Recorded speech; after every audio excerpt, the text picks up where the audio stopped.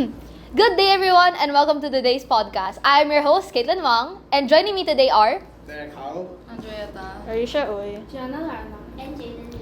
So for today's podcast, our topic is mainly about bullying in the school premises, and today I am joined with our host speaker, Hilary Lopez, Hello, everybody. who unfortunately experienced bullying in her high school and will share her thoughts and experience about it. So the floor is now yours, Hilary. Thank you so much, Caitlin. So, this is a very personal story to me, and it took a lot for me to join this podcast and share it with the world. I hope that the following story can help out others in their bullying experiences and make it so that no one else will have to suffer the same fate I did. So, actually, I am an immigrant from the Philippines, and I moved to the US when I was around sophomore year at the time. So in the high school I went to, everyone already had their own friends and cliches and stuff. So as an immigrant, it was really hard to make friends. So, but either way, I was excited because it was a new chapter in my life. But what I didn't realize was that this would turn out to be the worst chapter I would ever experience in my entire life. So, afterwards, school life was pretty okay at first, but to everyone, it was so obvious that I was different because I wasn't from there. And it wasn't even the worst part. The worst part started when a group of boys began to target me as their punching bag. It started off when I received a bunch of threats at my locker. Most of the threats were racial insults, and also some of the notes sometimes would even say words like, "Why don't you go and kill yourself?" It really hurt.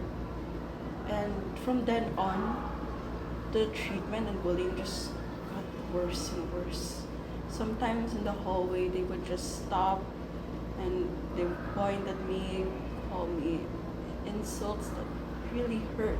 And sometimes they would even talk about me, bad talk about me in front of their other friends and such. And it came to see that it started as a new beginning, and expectations I've set, it's all destroyed because but either way, over time, it got worse and worse until I've even considered the thought of ending my own life. But ultimately, I didn't. So, I ended up taking initiative and contacting with some counselors so that I could take back control of the situation. And over time, those wounds began to heal, and I realized that I was not alone.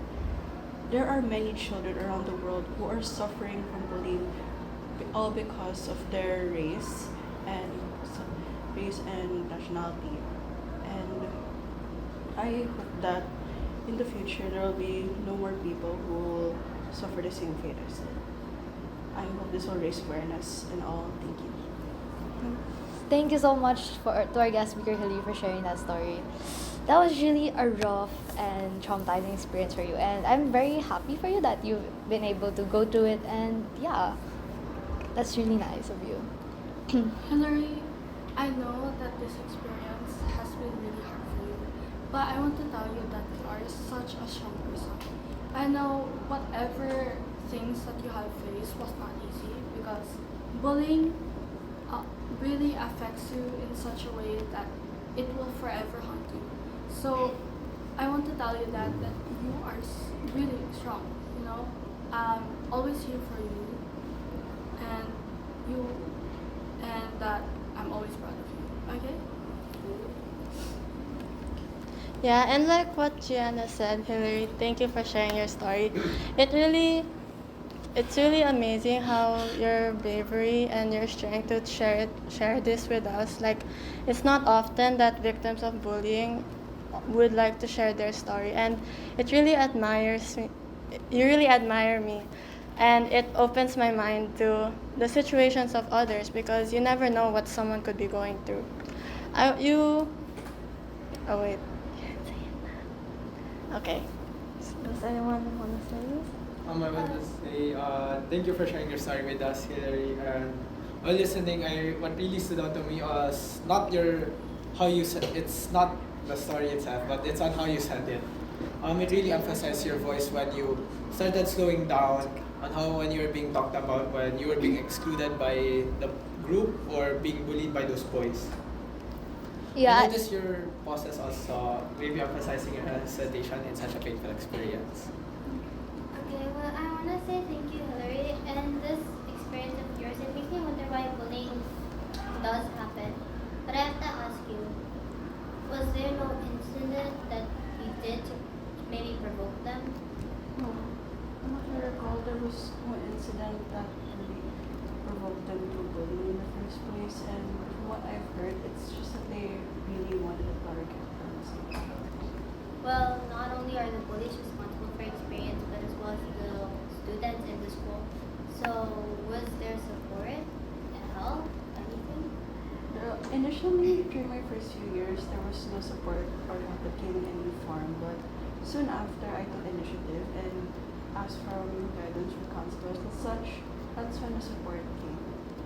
Okay, well, no support is not common around the world, but while I am sorry for your experience, I'm also really happy for you about how you did better after that. I think like one of a common issue around schools is just like it's the lack of counselors, right? Yeah. Like you never know. Like there's a lot of students who could face like maybe anxiety, depression. Maybe they don't want to open up to their friends or maybe their family members. So I feel like that schools should actually have more guidance, counselors, or like help.